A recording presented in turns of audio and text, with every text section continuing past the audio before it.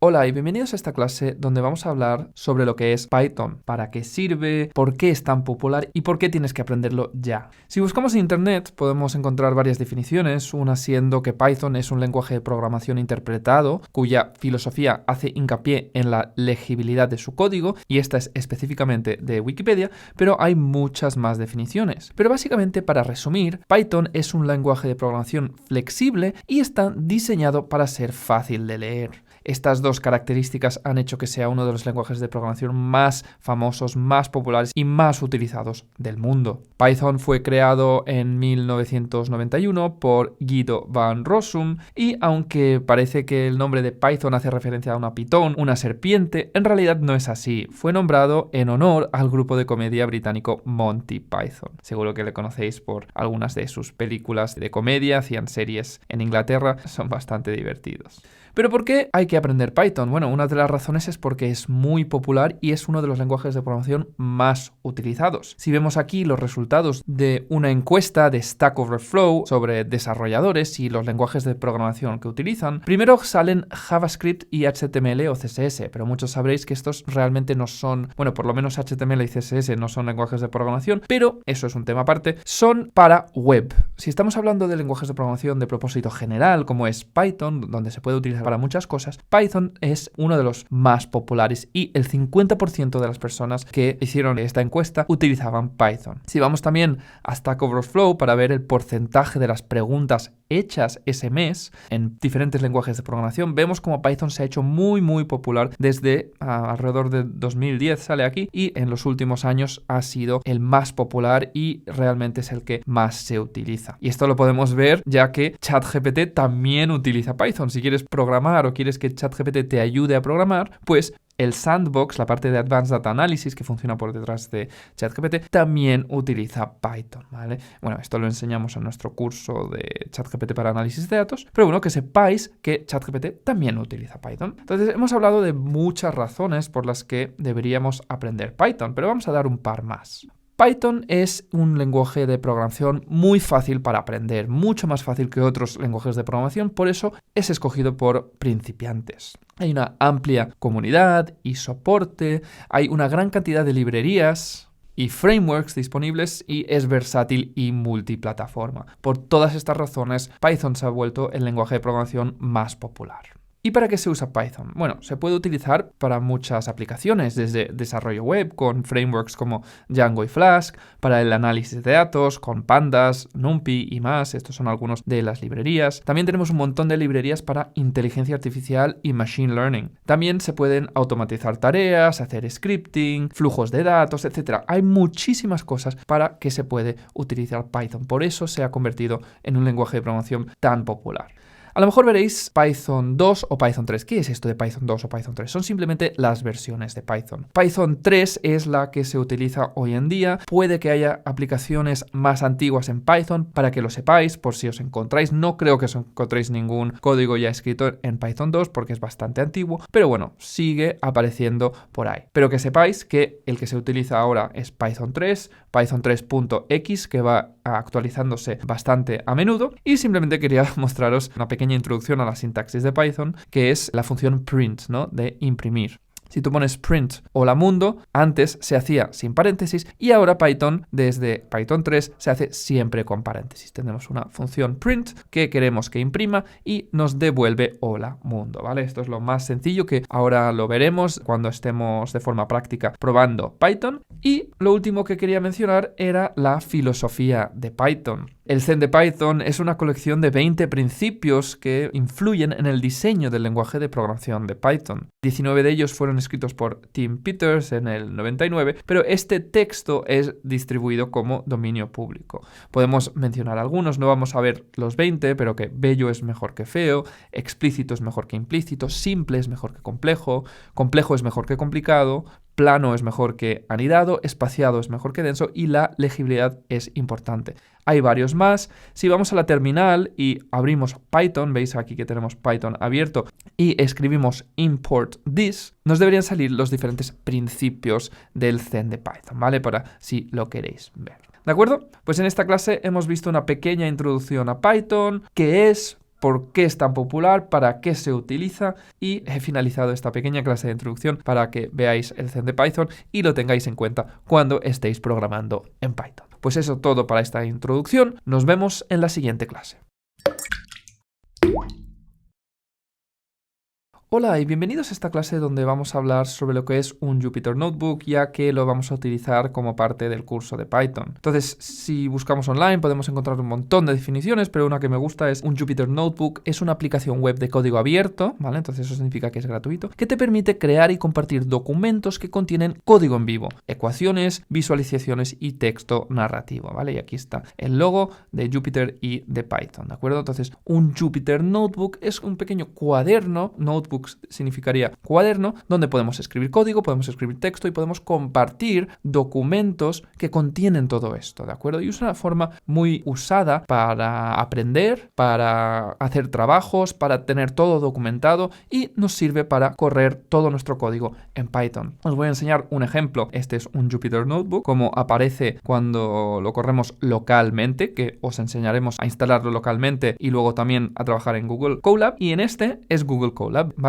Esta es la aplicación gratuita de Google dentro de nuestra suite de Google, donde podemos crear estos notebooks con Python y preparar todos nuestros trabajos. Y lo utilizaremos ahora en el curso. Podréis elegir o utilizarlo localmente con Anaconda y Jupyter Notebooks, o podemos crear Jupyter Notebooks dentro de Google Colab. Ya en las siguientes clases lo veréis. Pero una cosa muy importante, y deberíais saberlo, que todos los notebooks, el formato Jupyter Notebook, pues termina con .ipinb, ¿vale? Y esto lo veréis ahora cuando creemos nuestros primeros notebooks. ¿Y dónde podemos crear estos notebooks? Bueno, estos notebooks los podemos crear, ya lo he mencionado, localmente en nuestro Mac, en nuestro Windows. Podemos crearlos en Visual Code Studio también o en Google Colab online. Hay otras plataformas como Kaggle, que es una de las más conocidas para aprender ciencia de datos y hacer competiciones, pues nos permite también utilizar Jupyter Notebooks dentro de su plataforma. Entonces existen muchas formas de crear y trabajar con Jupyter Notebooks y ahora a continuación veremos cómo instalar Jupyter Notebooks localmente y luego veremos cómo utilizarlo en la nube con Google Colab y será vuestra decisión cuál hacer. El curso lo haremos mayoritariamente en local para que aprendáis por si tenéis que instalar algún paquete. Entonces, si queréis hacerlo local, bien. Si queréis trabajar en la nube, también bien. Las dos formas son completamente válidas. Yo he trabajado localmente, pero también he trabajado online para colaborar con compañeros con Google Colab. Así que puedes utilizar la que a ti te apetezca. De acuerdo, ahí estamos con la introducción a Jupyter Notebooks. Espero que te haya gustado y nos vemos en la siguiente clase. Hola a todos, y en esta clase vamos a descargar Anaconda para poder crear nuestro entorno de forma local utilizando Jupyter Notebooks dentro de Anaconda. Entonces lo primero que vamos a hacer es ir a Google a buscar Anaconda, debería salir el primer resultado. ¿De acuerdo? Y aquí habrá que darle a Free Download, ¿vale? Aquí vamos a descargar Anaconda Distribution, ¿vale? Automáticamente me detecta que estoy en un Mac, ¿vale? Así que lo puedo descargar. Si estáis en un Windows, aquí podéis darle a Windows o, bueno, podéis descargaros dependiendo de qué Mac tenéis o qué Windows, o si estáis en Linux, dependiendo, debería saliros aquí, ¿vale? Entonces lo voy a dar a Download y yo estoy en el Mac M1, entonces voy a descargarme este. Perfecto. Vamos a esperar que se descargue y ahora iremos a instalarlo. Vale, una vez descargado le voy a dar, le doy Allow, Continue, Continue, Continue, Agree, vale, lo voy a instalar para mí. Perfecto, pues ya se ha instalado Anaconda, así que le voy a dar Continue y Close, ¿vale? Voy a quitar el instalador, ¿vale? Y se debería haber abierto el Anaconda Navigator que tenemos aquí, ¿de acuerdo? Entonces, como veis, dentro de Anaconda Navigator tenemos muchas cosas que podemos instalar, Visual Code, Oracle, bueno, diferentes cosas. Pero nosotros lo que queremos centrarnos para este curso es Jupyter Notebooks. Pero antes de darle a Launch Jupyter Notebooks, vamos aquí a ir al entorno y vamos a aprender un poquito sobre lo que es el entorno, ¿vale? Como indica el nombre, es un entorno de trabajo donde aquí veremos todos los paquetes que tenemos instalados. Por ejemplo, si tenemos que trabajar con Python para una cosa específica y queremos instalar algunos paquetes, pero sabemos que no los necesitamos para otra cosa específica que estamos haciendo, podemos trabajar en entornos específicos. Entonces siempre aconsejo crear un entorno específico de Python para lo que vais a hacer. Entonces aquí en Create voy a darle a crear nuevo entorno y voy a llamarlo Python. ¿vale? Simplemente Python, se me creará un entorno aquí y bueno, esto es la última versión que está más estable y decide esa y lo voy a mantener con la 3.11 por ahora. Le doy a Create, ¿vale? Y vemos cómo nos crea un nuevo entorno llamado Python, ¿vale? Lo va a crear y una vez terminado ya podemos trabajar en este entorno y cualquier librería o paquete que instalemos se instalará aquí, ¿vale? Entonces ya estamos aquí, ¿de acuerdo? Entonces puedo volver al Home, ¿vale? Y aquí sí que voy a buscar ahora Jupyter Notebooks, ¿vale? Aquí, y lo tengo que instalar como parte del nuevo entorno para que esté instalado en mi nuevo entorno, ¿de acuerdo? Debería ir rápido y lo he instalado, a ver si lo ha instalado. Vale, parece que ahora sí lo está instalando. Vale, perfecto. Una vez terminado de instalar, le voy a dar a Launch. ¿Vale? ¿Veis? Se me abre una terminal y enseguida se me lanzará en mi Chrome. ¿Veis cómo corre en localhost 888.3, ¿vale? Ahí siempre debería correr. Y vemos que nos sale una pantalla con diferentes archivos que tenemos en nuestro directorio principal, que en este caso el mío es Sebastian Tunnel, que es mi directorio principal donde se me instala y tengo pues diferentes carpetas, ¿vale? Para crear un nuevo notebook, muy sencillo aquí, pero antes de crear el notebook vamos a crear una carpeta para que tengamos todo aquí dentro. Lo voy a llamar Python. Aquí lo tenemos en Python, entro aquí dentro y voy a darle a New Notebook, ¿vale? Así de sencillo se crea un nuevo notebook. Voy a tener que seleccionar el kernel, que ahora hablaremos de lo que es el kernel, pero voy a seleccionar Python 3, ¿de acuerdo? Aquí podéis darle Always Start si queréis. Yo voy a mantener aquí Select, ¿vale? Y como veis, he creado un kernel de Python 3, ¿de acuerdo? Entonces, esto es un Jupyter Notebook en local, recién creado y, bueno, espero que hayáis podido seguir los pasos. En la siguiente clase daremos algunos primeros pasos con este nuevo Jupyter Notebook. Os hablaré de las celdas y os explicaré qué son los kernels. Eso es todo para esta clase. Nos vemos en la siguiente clase. De acuerdo, si preferís trabajar online, vamos a trabajar con algo que se llama Google Colab. Y si vamos a, mira, yo ya lo tengo, si vamos a Google y buscamos Google Colab, ¿vale? Debería ser el primer resultado. Para esto necesitaremos una cuenta de Google. Bueno, yo ya tengo una cuenta de Google porque tengo Gmail. Si tienes Gmail, ya tienes una cuenta de Google. Pero bueno, no vamos a ir por ese proceso. Si no tienes una cuenta de Google o de Gmail, créate una y podrás acceder a esto, ¿de acuerdo? Entonces yo le doy y, por ejemplo, ya me dice crear un nuevo cuaderno, cancelar, puedo abrir cuadernos de Google Drive, puedo conectar a GitHub, puedo subir un cuaderno o tenemos ejemplos. Pero bueno, voy a cancelar y voy a dejar lo que tiene abierto por defecto, ¿vale? Esto es un notebook también, porque si vamos a archivo, descargar, veremos que lo podemos descargar en el formato de Jupyter Notebook, que es IPINB. Si nos fijamos, realmente tenemos una interfaz en Google Colab un poquito diferente a la local en un Jupyter Notebook, pero funciona exactamente igual. Tenemos nuestro texto y tenemos nuestro código y podemos ejecutar nuestro código. No hay problema, podemos simplemente ejecutar el código de esta forma.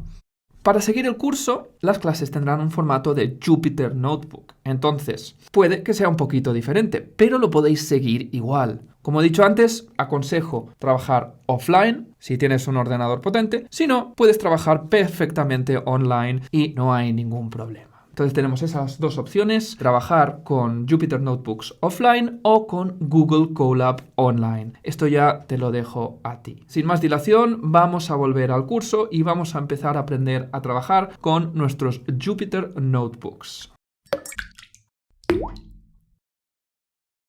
Ahora que tenemos nuestro primer notebook creado, quería mostraros cómo se guarda en nuestra carpeta de Python en nuestro directorio principal que se instala Anaconda, ¿vale? Entonces vemos que aquí yo tengo Python y tengo el nombre Untitled. Entonces voy a simplemente ponerle Notebook 1. Acordaros que la extensión es IPYNB y le damos a Rename y ya tenemos nuestro Notebook 1 y si vamos aquí al Finder vemos que se nos ha guardado como Notebook 1 también con esa extensión. De acuerdo, hay dos términos que tenemos que mencionar. Uno es la celda, ¿vale? Aquí vienen las celdas. Es muy sencillo, podemos ir añadiendo celdas, borrando celdas. Ahora veremos algunos atajos de teclado que nos pueden servir. Y el otro concepto que tenemos que hablar es el kernel. El kernel es como el entorno de Python. Hay veces que el código se puede atascar o se desconecta o tienes un problema con tu ordenador y se puede que se reinicie el kernel. Entonces, si tenemos algún problema, podemos reiniciar el kernel y se nos reinicia. Y una vez esté activado, pues podemos seguir trabajando. Entonces, aquí tenemos las celdas. Y lo primero que vemos es que tenemos aquí en azul. Estamos en modo de comando. Yo puedo poner print hello world, ¿vale? Que es lo típico que se pone cuando aprendemos a programar.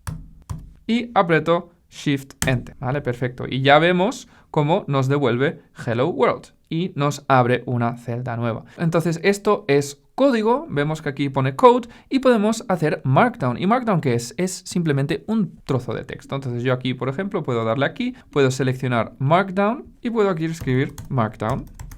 Y esto simplemente es Shift Enter, es parte de texto que lo puedo subir. Entonces aquí tenemos Markdown, podemos poner This is Markdown, esto es Markdown, por ejemplo, bueno, lo que queramos. Básicamente es parte de texto que se puede utilizar para rellenar y no es código, no es código en sí. Con Python podemos hacer cálculos, ¿no? Puedo hacer 1 más 1 me da 2, ¿vale? Algo súper sencillo. Pero bueno, ya sabéis lo que son las celdas y cómo crear celdas de código, ¿vale? Y cómo hacer cálculos. También sabéis lo que es Markdown. Es este texto que se utiliza para escribir en el documento y no son cálculos ni código. Entonces, en la siguiente clase veremos rápidamente algunos atajos, porque es muy importante aprender a trabajar con atajos para trabajar de forma más rápida. Entonces, eso es todo por esta clase. Nos vemos en la siguiente. En esta clase vamos a ver los atajos de teclado para el Jupyter Notebook, que son muy útiles. Hay muchísimos atajos de teclado, pero estos son los principales que creo que deberéis conocer. Para insertar una celda arriba, se aprieta A. Para insertar una celda a continuación o abajo, apretamos B. Para cambiar la celda a Markdown, como hemos visto que hemos hecho manualmente, ahora lo podemos hacer apretando la M. Podemos eliminar con X o doble D y podemos deshacer con Z. Quedaros con esto simplemente para que veáis los atajos que podemos aprender. Estos son los más utilizados, los que más utilizo yo y los que creo que deberíais aprender para seguir el curso y trabajar de forma más eficiente. En la siguiente clase veremos cómo lo hacemos. En la siguiente clase lo haremos directamente en el notebook. De acuerdo, pues vamos a probar algunos de estos atajos, ¿vale? Quiero que lo intentéis para acostumbraros a utilizar estos atajos. Entonces, si yo aquí, veis que tengo aquí el ratón, pero aprieto A, inserta uno arriba. Si vuelvo aquí y aprieto B, le doy a B, me lo inserta abajo. Si estoy aquí y aprieto M, me lo convierte a Markdown, ¿habéis visto? Y si quiero eliminar, puedo hacer X o doble D. Y si quiero deshacer, le doy a la Z. Perfecto, no es control Z, es Z simplemente, ¿vale? Para deshacer. Y estos son los atajos. Probadlo vosotros mismos, jugar para que os acostumbréis. En la siguiente clase veremos algunas cosas extra que podemos hacer con nuestro notebook, Markdown, etc. Otra cosa que quería mostraros es cuando está haciendo cálculos. Entonces vamos a importar una librería. Ya veremos más adelante lo que son las librerías, pero vamos a empezar importando una que se llama time, ¿vale? Entonces yo importo la librería time, ¿vale? Y voy a usar una función que se llama sleep, que va a esperar unos segundos. Y en este caso vamos a hacer 5 segundos. Entonces yo le doy a time sleep, vemos cómo está corriendo la celda y cuando pasen los 5 segundos ya termina, ya he terminado. Entonces quería que vieses que cuando está ahí con el asterisco es que está aún corriendo esa celda. Luego vamos a hablar de los markdowns, porque tenemos tipos de cabeceras. Por ejemplo, si yo cambio, ahora le doy a la M y lo cambio a markdown, puedo escribir hashtag almohadilla heading 1, ¿vale? Y le doy a enter y veis cómo me hace un heading, ¿vale? ¿Veis? Y puedo escoger. Puedo apretar aquí fuera M otra vez y puedo hacer 2 almohadillas heading 2, ¿vale? Para el título segundo, que es un poquito más pequeño. Y bueno, me imagino que ya para el 3 es igual. Heading 3, ¿de acuerdo? Yo le doy y cada uno es más pequeño y se puede abrir y cerrar cada uno, ¿vale? Entonces si yo quiero aquí, vamos a apretar la B, ¿vale? Y meto otro markdown con M, ¿vale? Aquí tengo explicación y podría con la B otra vez poner código, ¿vale? Podría imprimir aquí, copiar y pegar Hello World, ¿vale? Y esto es una forma de organizar nuestros notebooks con títulos y Markdown explicando lo que estamos haciendo y es muy importante. Si queremos ponerlo en negrita, simplemente aquí vamos a escribir así 2 asteriscos. Esto sería en negrita, ¿de acuerdo? Si queremos italic, vamos a poner aquí... Vamos a hacerlo de varias formas para que lo veamos las diferentes formas. Vale. Markdown, ¿vale? Vemos que tenemos aquí 2 asteriscos para bold, una barra baja, principio y al final. Y también podemos hacer asterisco, markdown, asterisco. Vamos a hacerlo así. ¿Vale? Bueno, esto es código, ¿vale? Acordaros que no hemos cambiado a Markdown, ahora lo tenemos como Markdown, ¿vale? Estas 2 formas y este es en negrita, ¿vale? Acordaros que podemos hacerlo de esta forma. Voy a borrar esto de aquí porque no me interesa y vamos a hacer otras formas de hacer Markdown. Vamos a hacer listas, por ejemplo. Una lista simplemente podemos hacer 1, 2, ¿vale? Y esto es una lista con puntos con 1, 2. También podemos hacer un enlace, por ejemplo, link. Con aquí podemos hacer .google.com, por ejemplo, ¿vale? Y aquí tenemos un enlace, ¿vale? Un link, ¿vale? Le doy y me debería abrir Google. Vamos a ponerlo bien porque creo que si lo copio y pego, vale, sí, lo tengo que poner en este formato, ¿vale? Este es el formato correcto, le doy el link y ahí sí me abre google.com, ¿de acuerdo? ¿Habéis visto? Le doy y me lo abre, ¿vale? Entonces también podemos poner enlaces dentro de nuestro Markdown. Otra cosa que podemos hacer es crear un bloque de código. Vamos a poner block. Entonces esto puede ser Markdown. Tenemos un Markdown que pone block, pero podemos insertar código dentro de nuestro bloque haciendo 3 de estos y otros 3. Y aquí podemos poner print, por ejemplo. Vamos a copiar y pegar print hello world para que veáis que dentro del Markdown también podemos pues crear este tipo de Markdown, ¿vale? Entonces es como crear código para que parezca código dentro de nuestro Markdown. Y esto también lo podemos hacer indentando con 4 espacios. 1, 2, 3, 4 y aquí, ¿vale? También funciona con 4 espacios, ¿de acuerdo? Entonces acordaros del Markdown para negrita, para italic, para cursiva, la lista, el enlace, acordaros el tipo de enlace que se hace así, se pone el texto y luego ahí, y luego podemos crear los bloques, ¿de acuerdo? Todo esto es importante para poder dibujar y crear estos markdowns para cuando estemos trabajando. Otra cosa que podemos hacer es añadir imágenes. Entonces yo me voy a Google, imagen, vamos a descargarnos este, por ejemplo. Y lo voy a meter en Python y aquí image. Vale, tengo aquí el image, este en específico es web. Vamos a guardarlo como PNG para que no nos dé problemas.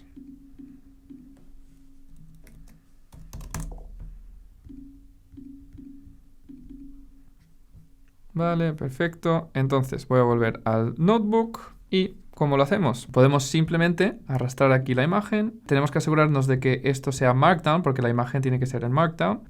Vale, arrastro ahí y vemos que me crea esta imagen. Que esto está localmente, entonces yo simplemente puedo copiar y pegar. Y si quiero adjuntar una imagen de internet como hemos hecho antes, puedo aquí copiar y pegar la dirección, ¿no? Que si yo hago aquí, tengo la dirección, ¿vale? De esta imagen, puedo copy image address, que debería cogerme solo la imagen. Vale, perfecto, ahí me coge la imagen y aquí puedo sustituir esto, ¿de acuerdo? Y aquí tengo la imagen directamente de internet, entonces cuando corro esto, obviamente tengo que cambiarlo a Markdown, no en código. Ahora sí debería funcionar, ¿vale? Entonces aquí la primera es una imagen local que tenemos aquí en nuestro directorio. La segunda ya es una imagen de internet, ¿vale? Es la misma imagen porque me la he descargado.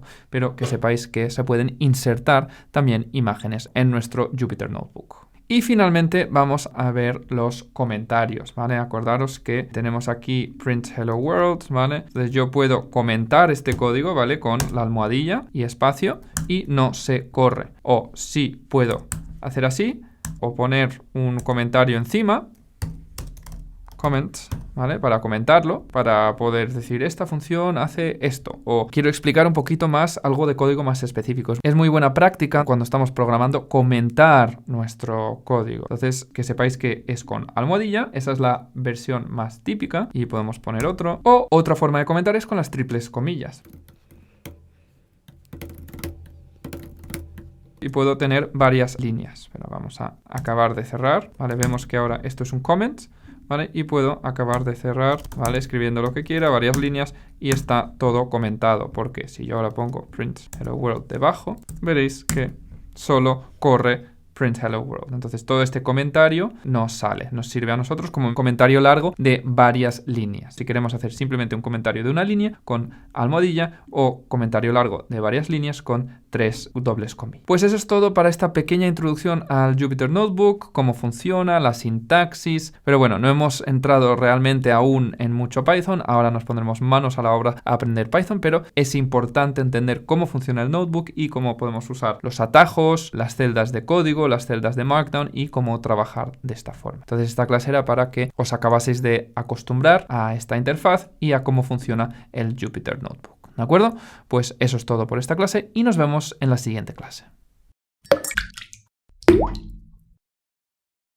Hola, y en esta clase vamos a hablar sobre las variables y los tipos de datos que existen en Python. Primero empecemos con la pregunta ¿qué es una variable? Una variable en programación es como un contenedor en la memoria que se almacenan datos. Puedes pensar en una variable como una caja donde guardas cosas, datos, con una etiqueta y ese es el nombre de la variable para identificarla. Las variables almacenan un valor o un texto que puede cambiar durante la ejecución del código y tienen un tipo asociado, número, texto, y ahora veremos los diferentes tipos que existen. Por ejemplo, si yo pongo x igual a 5, la variable es x. El valor es 5 y será numérico porque le estoy asignando un número. Entonces, Python permite crear estas variables fácilmente sin necesidad de declarar su tipo antes, como a lo mejor en otros lenguajes de programación.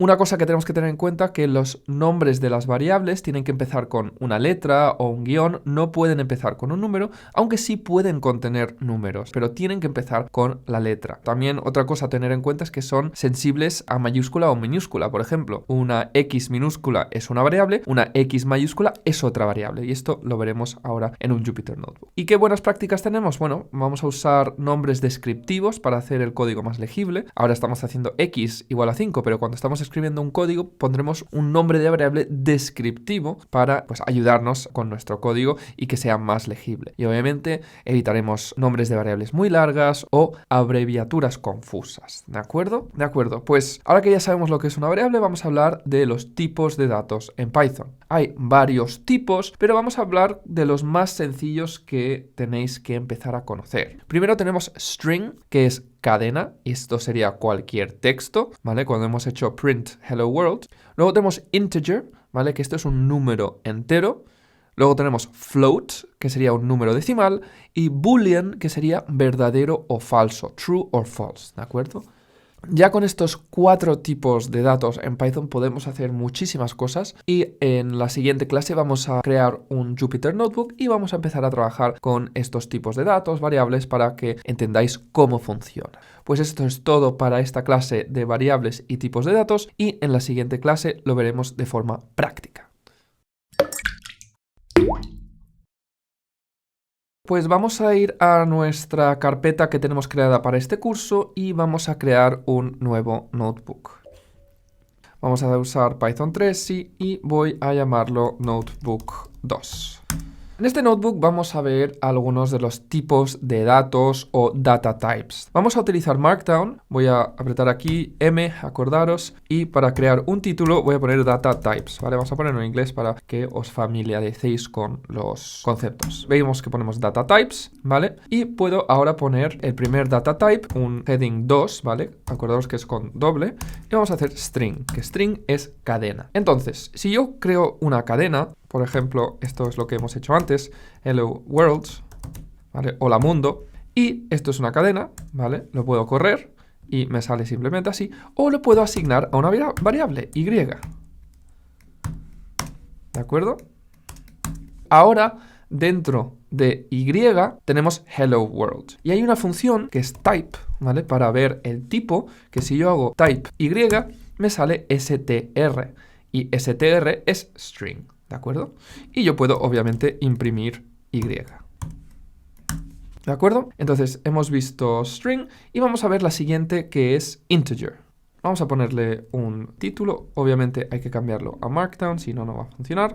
Y vamos a poner integer. Integer es un número entero. Como hemos hecho antes, como habéis visto, x igual a 5. Si hacemos type de x, veremos que nos sale int. Si sale int, significa que es integer. Y un integer puede ser negativo también, ¿no? Podemos tener x igual a -5. Si hacemos x, sale -5. Si hacemos type x, también debería salir integer. ¿Vale? Entonces tenemos string, tenemos integer y el siguiente que vamos a ver es float. Vamos a cambiarlo a Markdown y vamos a poner aquí float. Entonces float es simplemente un número decimal. Por ejemplo, z igual a 5.5 y si hago type de z me sale float, ¿vale? Importante acordarse que cuando hay decimal es float, cuando es un número entero es integer. También obviamente podemos hacer un float negativo, esto obviamente se puede hacer, también se puede hacer con número negativo y también te sale float. Perfecto, entonces ya sabemos string, integer, float. También podemos hacer boolean, ¿vale? Acordaros. Vamos a cambiarlo a Markdown.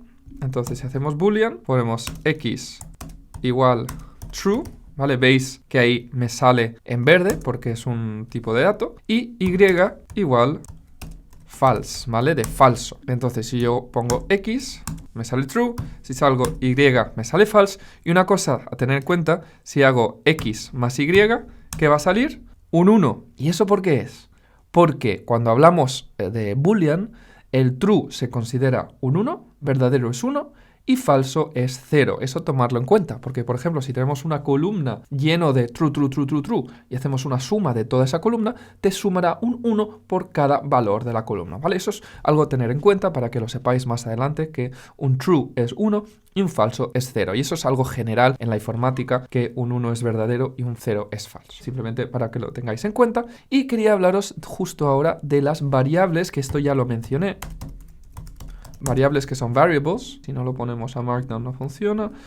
Perfecto, variables. Y acordaros que hemos dicho que son sensitivos a mayúscula minúscula. Si yo hago x igual a 5 y luego hago mayúscula x igual a 6, son variables diferentes. Si yo imprimo 5x y si imprimo x mayúscula, son variables diferentes. Entonces, tener en cuenta que las variables son sensitivas a mayúscula o minúscula.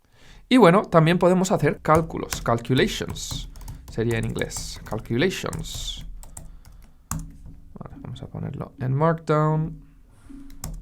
Vale, entonces tenemos y, z, y vamos a hacer alguna suma. Vamos a hacer x más z más y. Y esto lo podemos asignar a w, por ejemplo, ¿vale? Y tenemos w, que es menos 0,5. ¿Por qué? Porque x es 5, z es menos 5 y es false, que sería 0. Entonces hace la suma y nos sale menos 0,5. Acordaos que podemos hacer cálculos y obviamente podemos hacer cualquier tipo de cálculo. De acuerdo, pues ahora vamos a practicar un poquito con los cálculos y vamos a hablar del BMI, ¿vale? Vamos a escribir aquí BMI index. Vamos a hacer en Markdown. ¿Vale? Y el BMI Index o Body Mass Index es una forma de calcular el índice de masa corporal, ¿no? Sí, en español se dice índice de masa corporal y es simplemente el peso de una persona dividido por la altura al cuadrado. Vamos a hacer un comentario, podemos hacer un Markdown. Aquí es BMI igual a el peso, ¿no? Que sería weight, ¿vale? El peso es weight dividido por height al cuadrado, ¿vale? Que esto sería como escribirlo aquí en comentario, no se escribe así en Python y ahora lo veremos, ¿vale? Acordaos, esto es un comentario y nos estamos poniendo el BMI. Yo tengo aquí una imagen que he cogido de internet, que lo podemos simplemente copiar y pegar aquí, ¿vale? Obviamente en Markdown, ¿vale? Y puedo coger esta imagen de internet utilizando este tag de image, otra forma de coger la imagen. Y aquí tengo el Body Mass Index para que pueda calcular si estoy de bajo peso, si soy normal, tengo un poco de sobrepeso, si soy obeso o soy extremadamente obeso, ¿no? Entonces vamos a hacer el cálculo y vamos a hacerlo utilizando variables. Entonces yo voy a apuntar mi peso, ¿vale? Mi weight, que son 75 kilos. Voy a poner mi height, que mi altura, yo mido 1,80 en metros. Y luego puedo calcular BMI.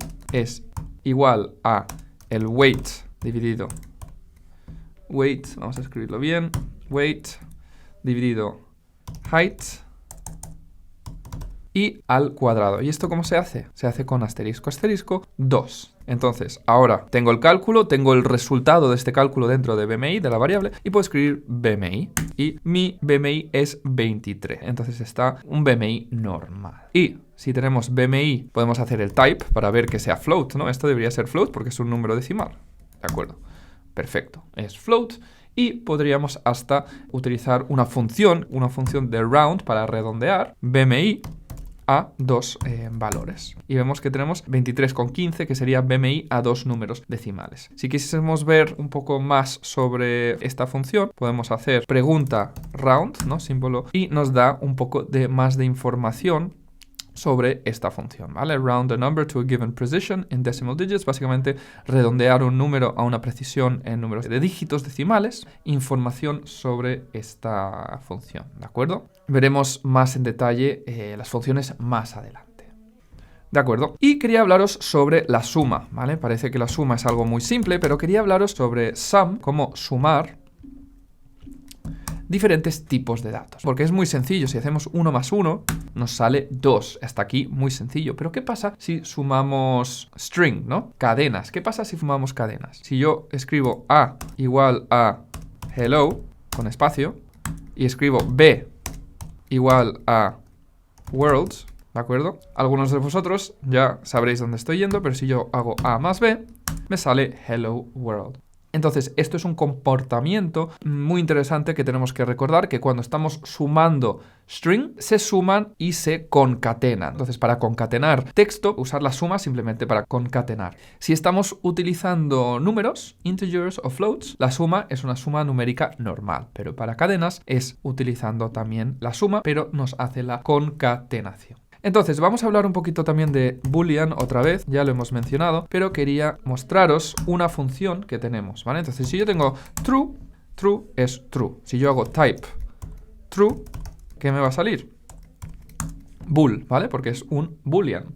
Pero yo también puedo convertir, utilizando bool de 0, puedo convertirlo a false, o bool de 1 puedo convertirlo a true. Acordaros que os he dicho, un boolean, un falso es 0, un verdadero es 1, entonces si yo lo puedo hacer al revés, utilizando el 0 y la función bool, puedo transformar a falso. Y aquí hemos convertido diferentes tipos de datos utilizando bool, pero también existen str, vale, vamos a hacer los comentarios, vamos a hacerlo esto en comentarios. Existe str para convertir a string, int para convertir a integer, float para convertir a decimal. Entonces existen estos tipos de cambios que podemos utilizar para cambiar los datos, ¿de acuerdo? De acuerdo, pues vamos a hacer un último ejemplo para terminar esta clase, el SP500.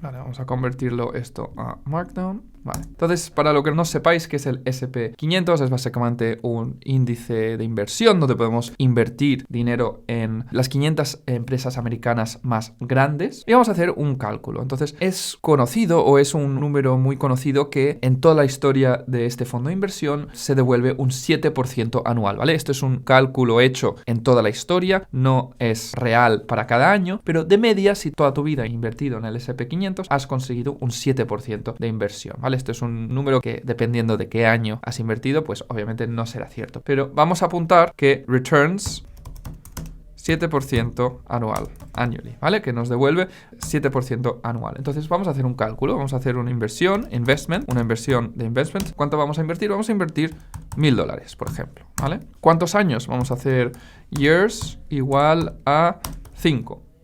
Entonces, para calcular el resultado, results,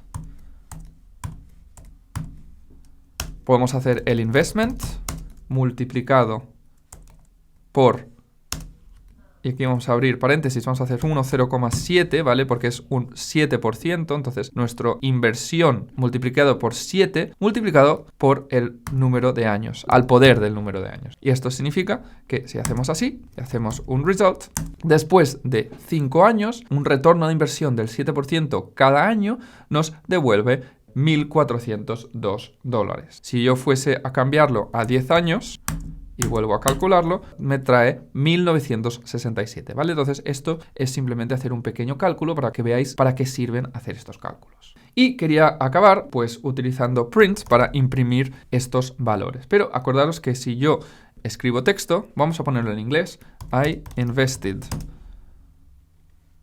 Cierro, ahora sumo y pongo el investment, esto va a salir este valor, y sumo otra vez, y pongo and now I have, y ahora tengo, y pongo más result, ¿vale? Ahora podemos ver que todo esto se va a concatenar la parte de texto. Aquí a lo mejor tengo que poner un espacio y vamos a ver cómo sale. Vale, ¿por qué no puede imprimir los números? Porque para concatenar, solo puede concatenar string, no integer. Entonces, acordaros que para convertir a otro tipo de dato podemos utilizar estas funciones. Entonces, si yo quiero convertir mis valores numéricos a string, simplemente utilizo esto, str, alrededor de mi variable numérica y debería convertirlo a string. Y una vez que lo convierte a string, ya podemos imprimirlo. Entonces ahora veis que ya me lo ha impreso. Obviamente aquí no está bien porque me falta un espacio. Vamos a poner un espacio, volvemos a correr, ¿vale? Vemos que aquí hemos invertido $1000 y ahora tenemos 1967. ¿Que podemos mejorar esto? Sí, podemos mejorar esto poniendo aquí un símbolo del dólar, ¿vale? Aquí tenemos $1000 y ahora tenemos aquí string. A lo mejor no quiero todos estos decimales. A lo mejor quiero simplemente 2 decimales. Pues vamos a hacer la función de antes. Acordaros, round con el result a 2 decimales, vamos a cerrar la paréntesis y debería funcionar. Y finalmente, si quiero acabarlo bien, vamos a sumar el símbolo del dólar y el punto para terminar la frase. Y ahí lo tenemos. Hemos hecho un cálculo, hemos impreso valores numéricos con cadenas, convirtiendo a string estos valores numéricos. Entonces, eso es todo. Aquí terminamos esta clase, espero que hayáis entendido lo que son los tipos de datos, los data types, que tenemos string, que es una cadena de texto, tenemos integer, que es un número entero, float, que es un decimal, boolean, que es verdadero y falso, y las variables, acordaros que son sensitivas a mayúscula y minúscula. Luego podemos hacer cálculos, y aquí hemos hecho un ejemplo del BMI, y también hemos hecho otro ejemplo aquí abajo, bueno, hemos visto cómo podemos convertir valores, y hemos hecho otro ejemplo de inversión, haciendo un cálculo y imprimiendo estos valores. Pues eso es todo para esta clase de variables y tipos de datos en Python. Nos vemos en la siguiente clase. Hola y bienvenido a esta clase donde vamos a explicar lo que son las listas en Python. Son un objeto muy utilizado, así que es muy importante que entendáis qué son. Una lista es básicamente una colección ordenada y modificable de elementos, ¿vale? Es importante entender que es ordenada y modificable, y ahora lo veremos. Pero las listas también pueden contener diferentes tipos de datos, ¿vale? No tienen que ser todos numéricos, no tienen que ser todo string, no tiene que ser todo float, pueden contener diferentes tipos de datos. Y acordaros también que los elementos en una lista están indexados y empiezan por 0. Entonces, una lista es una colección ordenada y modificable de elementos y contiene diferentes tipos y además está indexado y empieza por 0, ¿vale? Esto en resumen es una lista. En la siguiente clase veremos de forma práctica en un nuevo Jupyter Notebook cómo crear una lista, cómo manipularla. Hablaremos de todo lo que se puede hacer con listas, que es un tema muy importante en Python y tenéis que dominar, ¿de acuerdo? Pues eso es todo para esta clase. Nos vemos en la siguiente clase.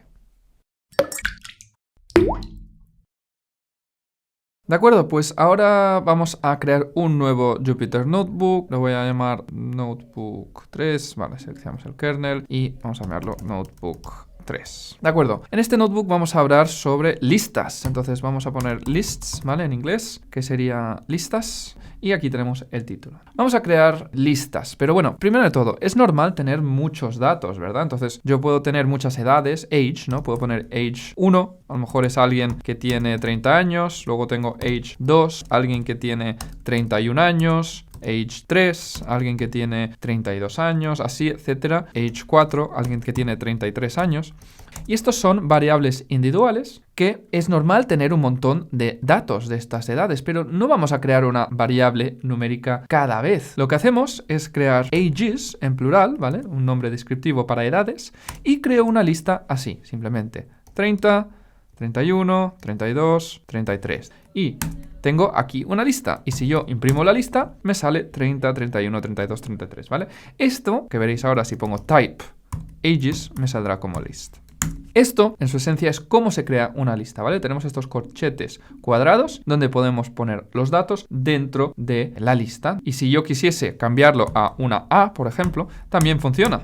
hemos dicho que podemos tener múltiples tipos de datos dentro de las listas. Entonces, esos son las listas y también hemos dicho que se indexan con el 0. Entonces vamos a poner aquí index with 0, que se indexan con 0 y esto vamos a verlo. Entonces, si yo tengo mi lista de ages, si quiero sacar el primer elemento, simplemente pongo un 0. Y veis que me saca el 30. Si yo quiero sacar el segundo elemento, pongo un 1 y me saca el 31, ¿vale? Esto es lo que significa que hay un índice que empieza con 0. Los índices en Python 0, 1, 2, 3 y así se sacan. También puedo sacar con un índice de -1. ¿Y eso qué va a ser? Bueno, me saca el último, ¿vale? Puedo empezar desde atrás y con el -1 me saca el último, con el 0 el primero, ¿vale? A veces es un poco confuso, pero hay que acordarse que para Python los índices empiezan con 0. Entonces vamos a manipular un poco las listas. Manipulating lists, ¿vale? Vamos a ponerlo en inglés para que estéis acostumbrados. Y vamos a manipular estas listas. Y acordaros que las listas son ordenadas. Entonces yo tengo ages. Y si yo le quiero sumar un elemento nuevo a ages, le puedo sumar otra lista con un 20, ¿vale? Y ves que me sale atrás, ¿vale? Me lo pone atrás. Acordaros. Siempre estamos creando una lista ordenada. Entonces, si yo voy añadiendo, por ejemplo, 21, me lo pone atrás. Si yo asigno esto a ages y voy sumando, voy haciéndolo varias veces, veréis que si yo corro ages, me va poniendo 21, 21, 21, ¿vale? Porque está sumando el original, que es este, le suma 21 y lo asigna a ages. Y si lo vuelvo a correr, pasa otra vez. Si no tengo esto, simplemente me suma a este original. Pero como tengo asignación de la lista más la variable, más la otra lista, me lo va asignando, ¿vale? Y voy creando elementos. Y esto es una forma de insertar. También puedo hacer ages_append, ¿vale? Esto es un método que podemos utilizar para simplemente ponerle otro valor, 35, por ejemplo. Y si vamos a ages, vemos que se nos añade al final, ¿vale? Hay varias formas de hacerlo siempre. Y también puedo borrar. Puedo poner delete. Y aquí tengo que seleccionar cualquiera. Si quiero borrar el primero, 30, acordaros que es el primer elemento con 30 y lo borro. Si ahora veo ages, ya no lo tenemos. Si quiero borrar el último, -1, el de 35, lo corro y lo borro y ya no existe, ¿vale? Entonces podemos borrar estas cosas. La sintaxis funciona así. Creo que también funciona así, con el espacio en este caso, ¿vale? Debería funcionar. También funciona, ¿vale? Podemos ir borrando, borrando, borrando y, ¿vale? Veis que nos quedan estos elementos dentro de la lista, ¿de acuerdo? Y una cosa muy interesante son las listas dentro de listas. Voy a copiar y pegar aquí un markdown que me pareció gracioso, ¿vale? Lists within a lists in Listception. Esto, si habéis visto la peli de Inception, es gracioso. Porque tenemos listas dentro de listas, como si fuesen sueños dentro de sueños. Y esto se les llama nested lists. Vamos a poner aquí nested, para que sepáis la terminología en inglés. Nested lists. ¿Y cómo se crea un nested list? Por ejemplo, vamos a hacer nested y aquí vamos a abrir y cerrar, ¿vale? Y entonces esto es una lista. Entonces dentro de esta lista yo puedo poner aquí John y 30 años, por ejemplo. Este es el primer lista dentro de la lista. Luego puedo crear otra lista. Puedo crear María con 31 años. Y aquí puedo crear una tercera lista dentro de esta lista, que puede ser Steve, por ejemplo. 32. Y yo, si corro esto, tengo mis listas dentro de las listas, ¿vale? Eso es tenerlo en cuenta. Entonces, si yo quiero escoger la primera lista de mis listas, esto creo que ya lo sabréis porque hemos hecho aquí el 0, entonces he escogido la primera lista dentro de mi lista, pero si quiero escoger el elemento John, por ejemplo, simplemente le tengo que añadir otro nivel. Y ahí tenemos este elemento. Entonces, ¿cómo accedo a Steve, por ejemplo, este de aquí? ¿Cómo haría?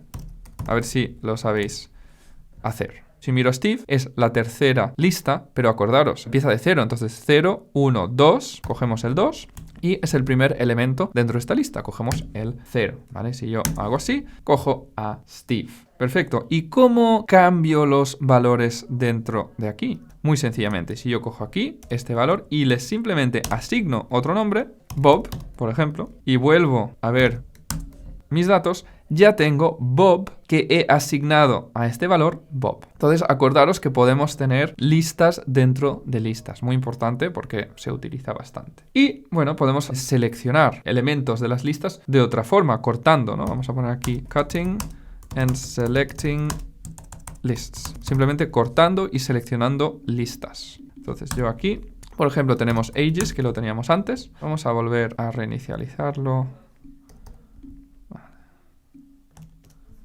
Voy a copiar y pegar para que tengamos la misma de antes con ages. Lo tenemos aquí. Entonces yo, por ejemplo, puedo ver, primero de todo, puedo ver qué longitud tiene, ¿no? Entonces vamos a ver. Vale, son 4 elementos en mi lista. Si yo quiero escoger los primeros 2, hay una forma de hacerlo así, del 0 al 2, ¿vale? Y me escoge los primeros 2, porque el primero es inclusivo, el segundo es exclusivo. Si yo pongo 0 a 2, me coge el 0, el 1 y el 2 exclusivo. Si voy a escoger el 3, lo mismo. Si escojo el 4, así. Si 5, bueno, pues no hay. Pero bueno, si quiero escoger los primeros 2, sería 0, 3. Si quiero escoger del 1 los segundos, sería así. ¿Vale? Veis que escojo desde el 1 inclusivo, que es 31, y el 4 exclusivo. Entonces son los últimos 3. Si quiero los 2 del medio, así.